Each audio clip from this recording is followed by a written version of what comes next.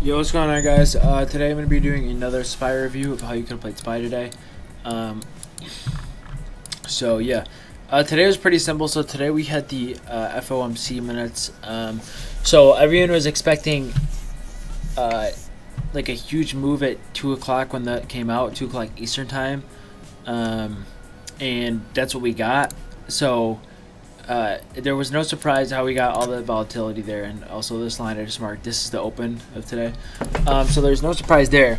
And the first thing I see on my chart that I actually know my friend group, they took calls because of this, is I see a nice downtrend break. So I draw from here to here. I don't even need to look at this. And then I draw it down like this.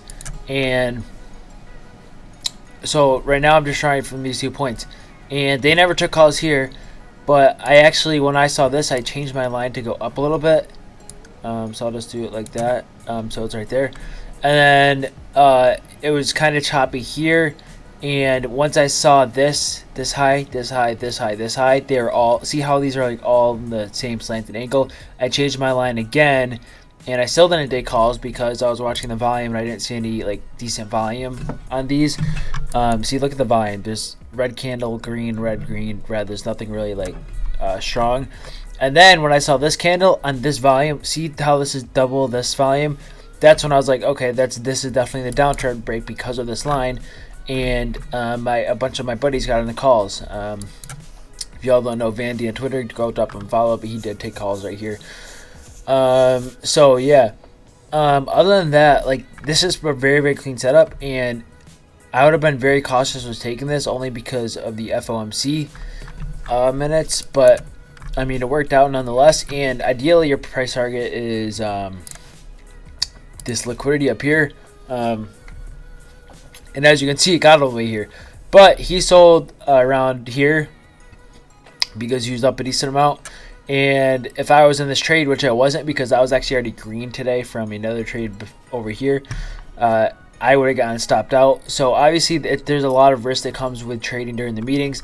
One thing I do suggest to do, if you are green for the day or you do have money to waste, I suggest buying a straddle. So that means you buy calls and puts, and you do both of them, and then like whichever way the move starts going, that's what you want to keep. So I know a few people who did that. I don't know if you guys know Keep It 1K, but he did that. He banked on calls and puts today during this.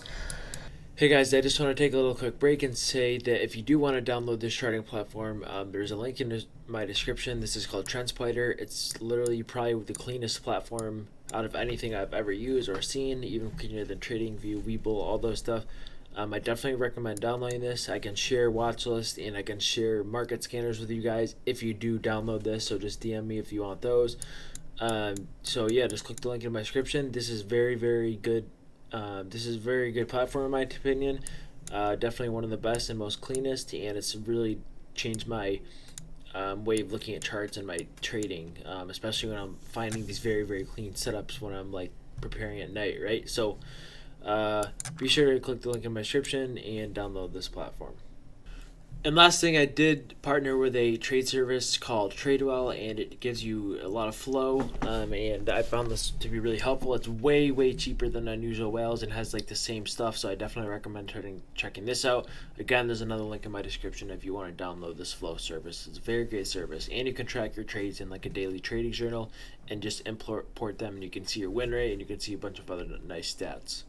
But yeah, before the meeting, something I do notice that you could have taken was this uptrend break. So if I draw it like this, so clearly we had a strong candle that closed under this, so you could have taken puts here, and your target would be this liquidity down here. So let me just draw this, like this is the last swing low. So as you can see, it hits this liquidity, it hits. If we turn on VWAP, we can see that VWAP wasn't really respected in the beginning of the day. And usually what I do is I have VWAP on like the first 30 minutes or so, and if I see it's not being respected, I'll take it off, because usually that means it's not going to be respected the rest of the day. But like yesterday, the same thing happened. the VWAP didn't really respect, so I took it off. But some days, like this day, it's respected a lot. So I had it on, and I see how it bounced off of here. And even though this was 1050, I do turn it off and on throughout the day. So I turn it off if it's not respecting. Like here, I turned it off, but I'll check it throughout the day. So once I saw it bounce off here, I actually had it on, and then that's how I found this setup. This is actually the 0.618 fib. If I draw a fib from here to here, this is the 0.618 fib. See that? So I actually that was like a really nice setup. And some days it doesn't respect it. So and usually I kind of figure that out in the morning. So like, look, this day didn't respect it at all. It was way too choppy. Let me see if I can find a day that does respect it. This respects it pretty well. Reject, reject, reject, reject, reject. So I had VWAP on all day. If it came up to this line, I was expecting to take it put, but it never did. So no setup, no trade.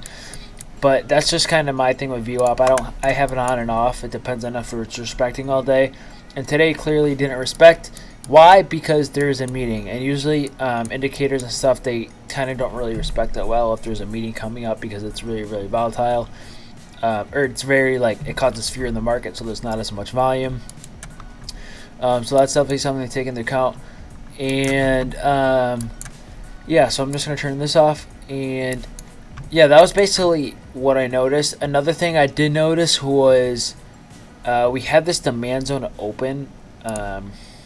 So if you draw this, I didn't actually take this setup, but look, it wicked in, it got all the unfilled buy orders in this demand zone. That could have been a possible entry, call entry, and then your stop loss would have been below this demand zone. So that was nice, kind of. And because, like, imagine this candle. This candle is probably very, very down at this point. So that's a very overextended candle, especially if there's one red candle from here to here, takes out this whole range. So I would expect a retrace. So that would be very good risk or reward to take calls. But yeah, those are the kind of two things I noticed. I like the trend lines today. You could have taken the puts on this uptrend break, or you could have taken calls on this downtrend break, especially on those retests. And yeah, and also if I do turn on the EMAs, you could have taken calls when it retraces through the EMAs. So after we see these four green candles, we can confirm that it's in an uptrend because it breaks this high, and then your next call reload would be at this EMA right here. So interesting day.